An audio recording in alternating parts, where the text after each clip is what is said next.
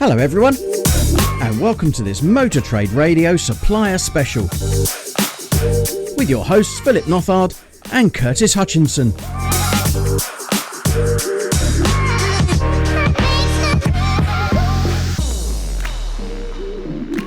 Hello and welcome from me, Curtis Hutchinson, and Philip Nothard to this Motor Trade Radio Supplier Special podcast. This episode is dedicated to MTC, the website builder and digital marketing agency that works across a wide selection of sectors from food and drink and law and business to hospitality and automotive. It's fair to say a lot of MTC's automotive work has been behind the scenes and under the radar, working with groups such as Peter Vardy, Luscombe Motors, Saxton 4x4 and Ireland's Joe Duffy Group. That's all about to change as the business is ramping up its automotive portfolio and is positioning itself as the go-to website disruptor for top 100 franchise groups, car supermarkets and large independents. We're delighted to be joined today by Anthony Brennan, Director of Business Development at MTC. So welcome to the pod, Anthony, at what must be an exciting and busy time for you and the business. Yeah, indeed. Thank you so much for having us on, Curtis, Phil. Long-time listener, first-time caller, as you would say. Thank you so much for having me on. Yeah, this is a really exciting time for us here at MTC. Busy time, events and getting out there, and probably plenty of time on trains and motorways, I suspect, Anthony. Oh, gee whiz, yeah. So this year so far, countless flights, countless trains. I was over in Nada at the start of the year, which was absolutely fantastic. AM Live just last week, some of the car dealer events as well. So yeah, up and down the country, but more importantly, getting ourselves in front of our clients, in front of potential clients, and in front of the industry. Yeah, well, I mean, let's get into sort of a little bit about who you are and what it is you do. I mean, say, welcome to the podcast, Anthony. It's great. I mean, just some of those names that Curtis mentioned before, obviously very synonymous to the listeners. But MTC, as we say, is probably a new name to a lot of the listeners, even though you've been in automotive for many years. I mean, can you start off by giving us a little bit of background on the business and the sectors that you work in? Yeah, of course. So the business started in 1999 and formalised as a business in 2005. But what that really means is that we've been there from the early beginnings of the internet. From there, we've worked across many different industries, from fashion, e-commerce, pharmaceutical, health, food and drink, and automotive. We've got 4 offices up and down the UK. I'm based in our headquarters in Dundee, where I'm sitting right now. If you don't know much about Dundee, and your listeners don't know much about Dundee, it is Scotland's sunniest city. It's also the driest city in the UK. That doesn't mean that we're some kind of tropical metropolis as such. It's just that we get a bit more sunshine and a bit less rain than everyone else. But Dundee is very significant when it comes to technology. As a technology capital, meaning that we're in a great place with a real tech-centric community around us. We've got offices down in Edinburgh, Bristol, and in London as well. And we've got a great team of professionals, over 110 people working in our business. All of our staff are our own staff. We don't subcontract or any work out to anyone, which means that we've got that quality assurance, capacity, experience, knowledge and capabilities to work with many clients. And I mean, you talk about your clients there, and one of the names that comes to mind is Brewdog. Will be obviously a familiar name to many listeners. I won't say why in the automotive industry, but can you outline the work you do for them and any other success stories you've had over the years? Yeah, absolutely. So we worked with Brewdog for quite a while, pretty much since we were 2 men and a dog. So at that time, you could only really buy beer online from one of the supermarkets. However, Brewdog had a great ambition to disrupt the market and go direct to the consumer.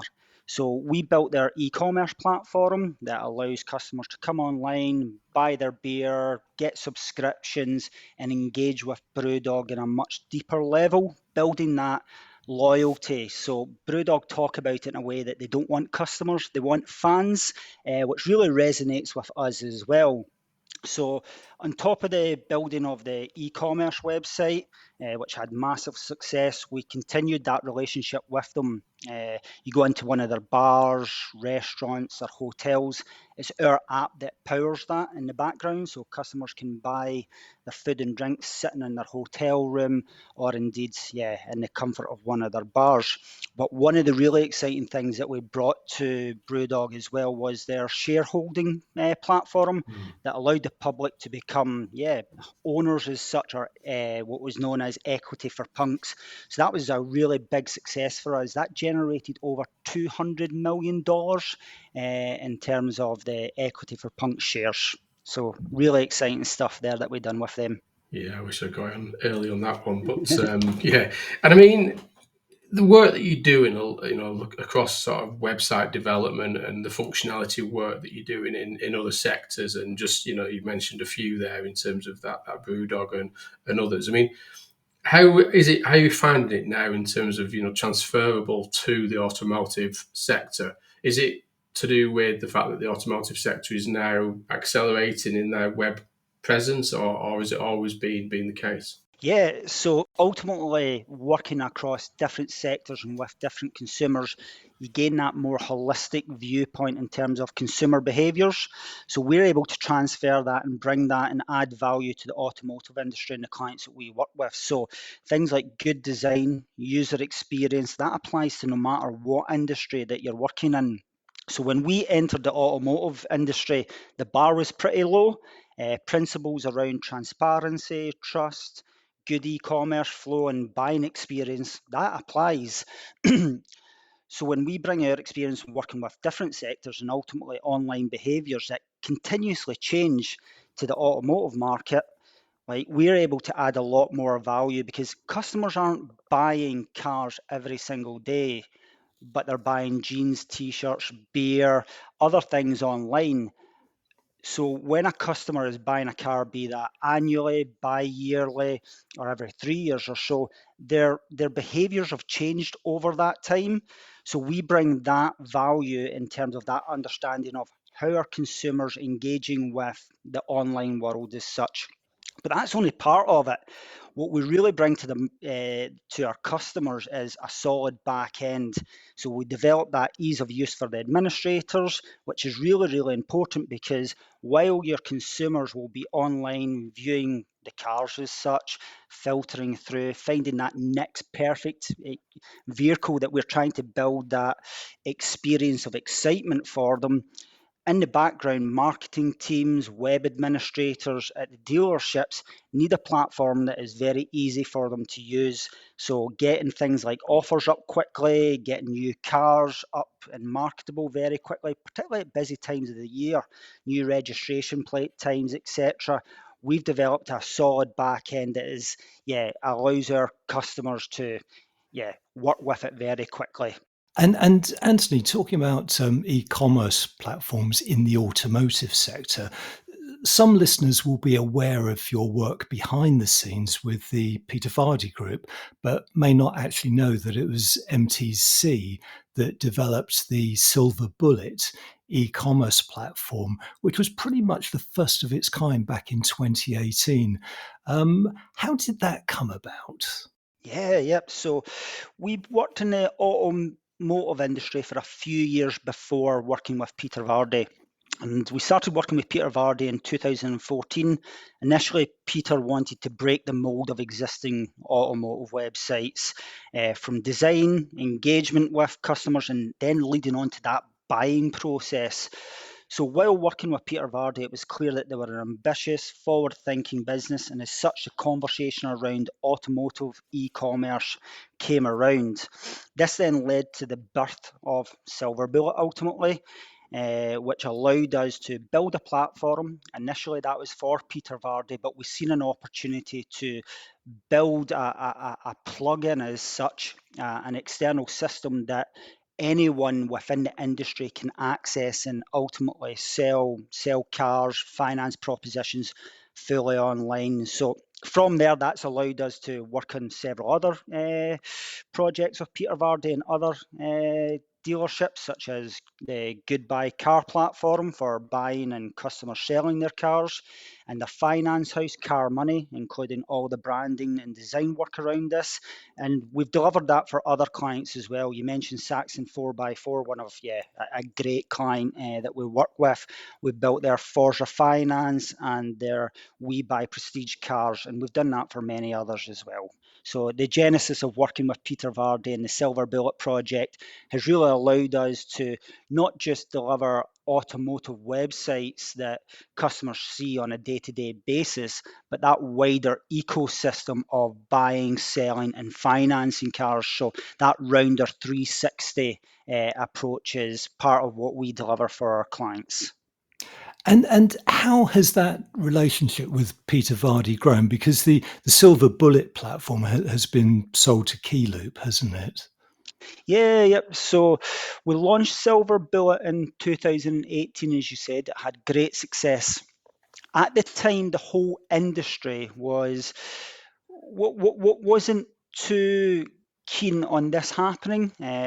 Peter had quite a lot of foresight. We were able to bring our experience of e-commerce to be able to say, yeah, this is completely possible. It's quite a complex transaction to happen online, but with our experience of design, user experience, etc., we were able to give a logical and enjoyable experience to customers that ultimately allowed them to, put in a full finance proposition, buy a car, and have it delivered to their house the next day.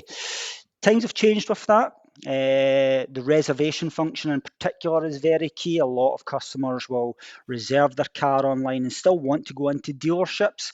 So we're able to help our customers understand what happened before the customer ultimately put that reservation down. What other cars did they view? So when a customer comes in and says, okay, here's my BMW 3 Series that I put a deposit down on, I want to make the transaction, but potentially something doesn't happen the way that the salesperson would want it to happen, we can help ultimately arm them with better information to really understand that customer and that full journey that they have been on to that point and place that they're in, standing there in front of them. So as Silver Bullet evolved, it became its own company. We worked with Peter Vardy in a joint venture with that. And as you said, in 2020, we sold that business to Keyloop. I believe it's now called Keyloop e-commerce. That was a great venture. It's the only venture that we've ever done with one of our partners. And ultimately, when the business was sold, that was a joint venture with Peter Vardy at a close there. And Anthony, I mean, you've recently appointed a friend of the podcast, I must say, Karen Hurlston, who's you appointed as business development manager for the automotive business. And many listeners will know Karen from across the social media and events and things like this. And she spent time with G3 Remarketing, iVendy, and WMS to name a few. So, pretty high profile industry name, and I'm sure she's getting you out and about a little bit in the automotive industry and helping you to drive awareness in the community, I think. Yeah, absolutely. I think the main statement that I need to make there is who better who better than Karen? So Karen is well respected and known in the industry. I would dare say she's an industry leader as well. But probably more importantly, over the years that I've got to know Karen before she joined, just coming up for 2 months now, she also is a great fit for our culture here at MTC, which is really important for us in terms of the way that we speak, communicate, approach our prospects and clients as well. Karen ticks all the boxes. So Karen will be working closely with myself and the rest of the automotive division that we've got here at MTC, working with our clients, industry as a whole and driving that awareness around digital. And I mean, one of the things with this is, there's a lot of work going on at the minute, like you say, expanding your automotive presence, and it's just to think about. Obviously, a lot of dealers get locked into supply contracts, where that's 2 years, 3 years, and obviously try and do more. But I mean, which are often renewed without much questioning. So, how are you addressing that in the conversations that you're having with the dealer sector at the minute? Yeah, so as mentioned, Karen, myself, the rest of the team, we're out there driving awareness of MTC and their platform autonomy. So that's understanding the challenges, the requirements and goals of customers and potential customers and the industry as a whole. But what's really key to this, Phil, is the education piece around online behaviours and how those constantly change and evolve. So we're having these chats. We're understanding where they are in their time and place. So as you mentioned, they will be in contracts for potentially 2-3 years' time. And putting ourselves in the position for as and when those contracts are near to renewal, that we can have a conversation, a transparent, honest conversation around technology, online behaviours, everything else around that, and be in a position to propose a solution for them that, for what we see as quite a disruptor within the marketplace in terms of our technology and the platform that we've built. We'll be back after the break with more from MTC. You're listening to a Motor Trade Radio Supplier Special. Welcome back to this MTC Supplier Special on Motor Trade Radio with Anthony Brennan from MTC. Now, Anthony, one of the key differentiators of MTC is that your autonomy platform is a bespoke rather than off-the-shelf solution. So can you explain how that actually differs from some of the car dealer websites we're probably more familiar with? Yeah, absolutely. So autonomy is a platform that enables continual growth and development. So to get technical with it a little bit, it's got a headless front end, which allows us to give the same flexibility as other platforms like Shopify, where we can expand core functionality and delivery in terms of whatever functionality a dealer requires. So it's really a platform for growth. It's a core engine that's there. It's got a lot of features developed for the automotive industry. However, it gives our customers a solid toolkit that puts them in position to do what they require, be that location wise, be that franchise wise, be that offer wise. So that allows us to push the boundaries in terms of the development, whereas customers can come to us and say, I've got this great idea. Okay, let's have a chat about it. We'll talk about sensible things as well, such as benefits realization. Budgets are a big thing. Budgets are getting squeezed. The industry is always in a challenging position, no matter when it is. And quite a lot of the time, marketing and the website as a whole is something that constantly gets scrutinized. So we have placed autonomy in a position that allows our customers to expand, have that scalability, different functionality, and really differentiate themselves from everyone else within the marketplace. So while working with automotive clients, we've noticed similar problems with new car offers, for examples. OEMs are constantly sending out like new client offers to be published to the website, then uploaded one by one. Autonomy gives our customers the ability to bulk upload offers, including all the imagery, the finance, the content behind this. This saves our customers a lot of time. So while we're discussing how we're engaging with an end user, a car buyer as such, just as important to this is the back end, as I previously mentioned. So that saves our customers a lot of time and allows them to do more exciting things, which are ultimately revenue generating things to sell more cars, to proposition more finance, etc. So it saves them a lot of time and gives them better functionality ultimately. So we've also developed some really nice features, as mentioned with the bulk upload, but we've developed AI within the autonomy platform as well. So what we've done here is conditioned AI to write car descriptions in the style of a car salesperson. This saves our clients a lot of time. Generally, they have to write individual descriptions, which, it can be a bit of a laborious task. So with our AI, we're able to feed autonomy the car data. They can pull that down from CAP, Auto Trader, etc., and it will produce unique, well curated descriptions at a click of a button. And what that does again is saves time for everyone and ultimately gives better consumer experience as well. And that AI is constantly learning as well. We've also injected things like new car offers into the used car buying journey. So what we've found over the many years that we've been in automotive, customers will come on, have a certain budget.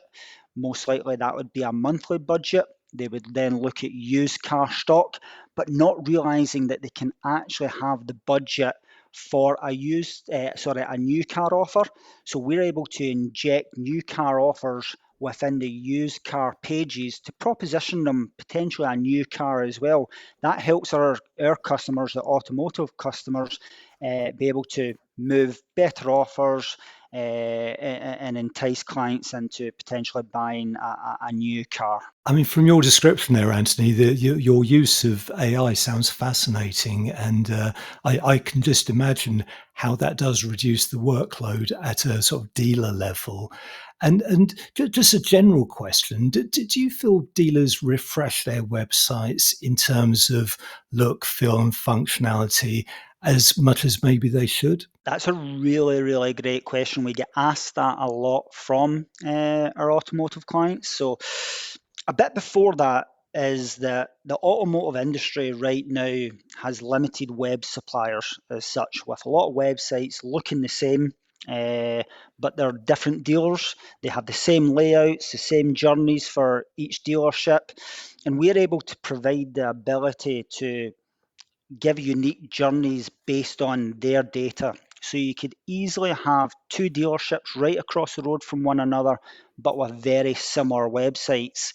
That doesn't Yeah, feel or sound right. yeah. And when dealerships are spending so much time, effort, and money differentiating themselves, and remember as well that the automotive industry has a lot of unique family-owned businesses as well, a lot of heritage, and they really want to bring that across in terms of why should a customer trust and buy us? But if they're using the exact same tools as everyone else, and in particular their competition, and again, these dealerships could be right across the road from one another, but also they could be several hundred miles away from one another. How are they differentiating themselves? How are they telling the customers a story and a proposition of here's who we are, here's why you should be buying from us?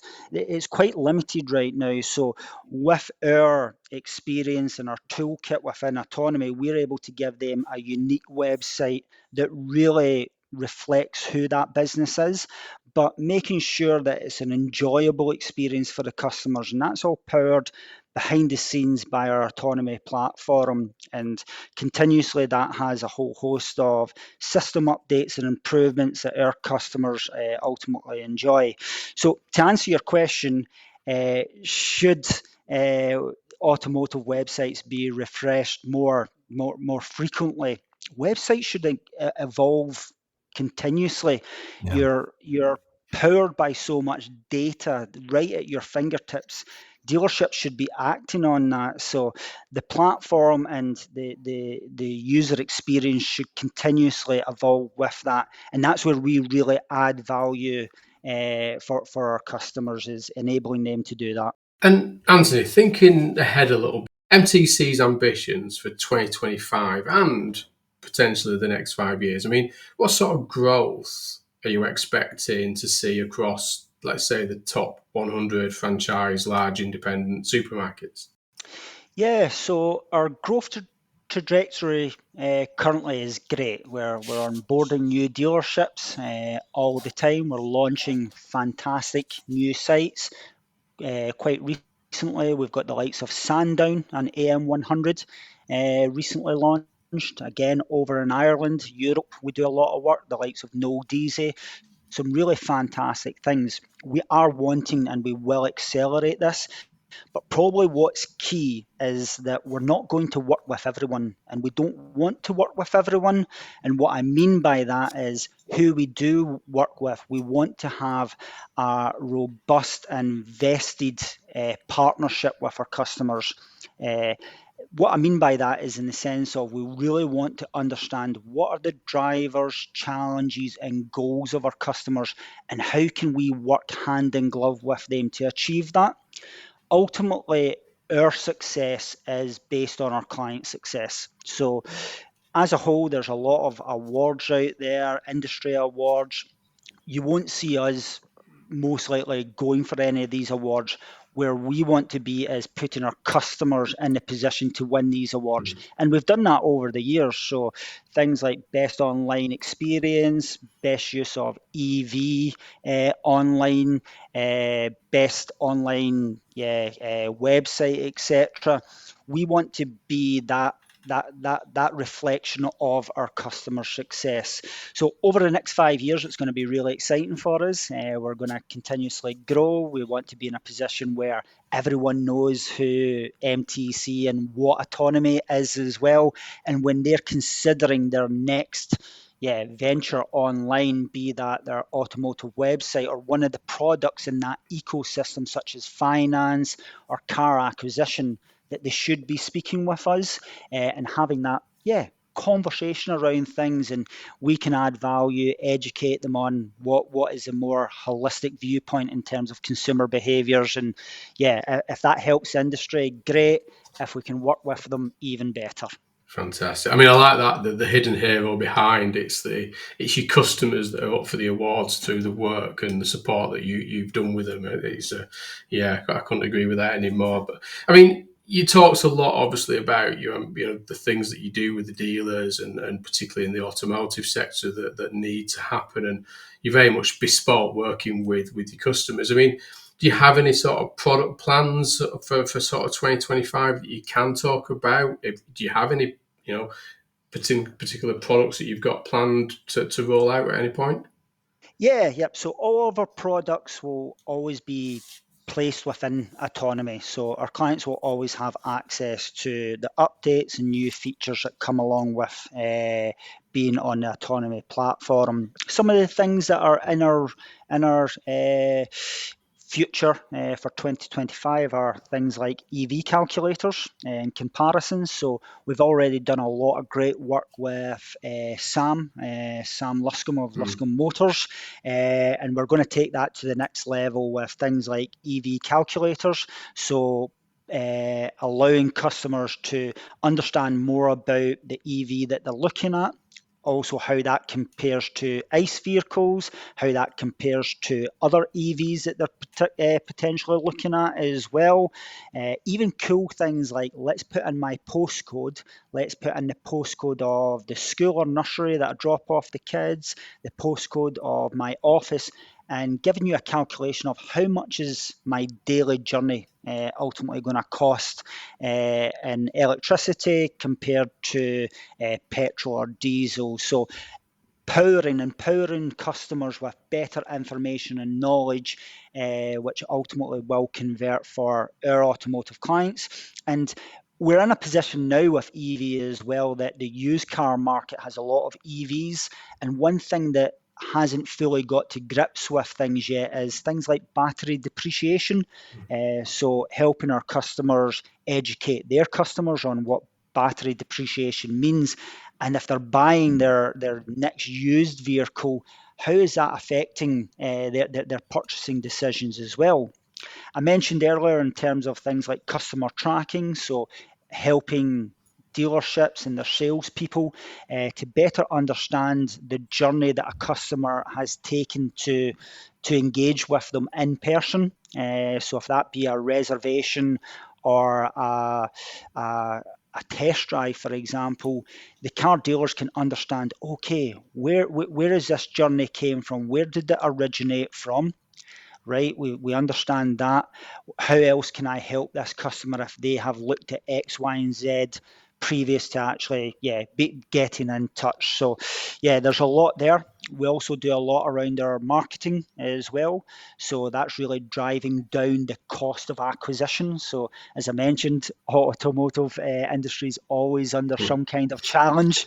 One challenge comes and a new challenge comes along. I think that's an underestimation at the minute, but I couldn't agree more. Just trying to keep it light there. But but that cost of acquisition is constantly scrutinized. So those marketing budgets, how much does it actually cost to acquire a customer? We're working really, really hard with our customers to drive that down, give them better data, and ultimately, as I mentioned, allowing them to evolve their website and their marketing proposition to grow their business. I mean, it's all fantastic stuff, and I mean, exciting stuff. And as I say, you're out and about, you're visiting a lot of dealers, you're at a lot of events and talking about what you're doing, and it's all, you can see this sort of developing as we go forward. I mean, the biggest thing now, then Anthony, and for the listeners today, how can they get hold of you to talk about some of the things you've mentioned briefly in this podcast today? I mean, what's the best way to get in touch with you? So there's a couple of ways. The MTC website, that's www.mtc.co.uk. There's also a dedicated website called getautonomy.co.uk. So that's a dedicated website for the autonomy platform. But Karen, myself, and the rest of my colleagues, we're all on LinkedIn. So feel free to connect with me.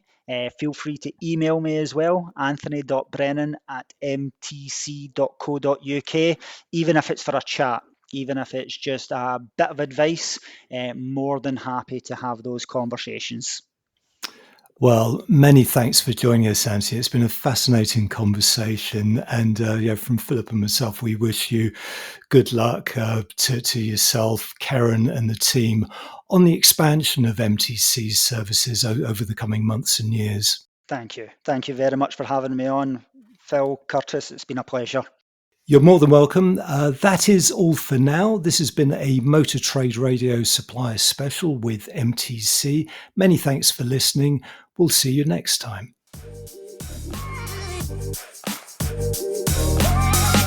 Thank you for listening to this Motor Trade Radio Supplier Special.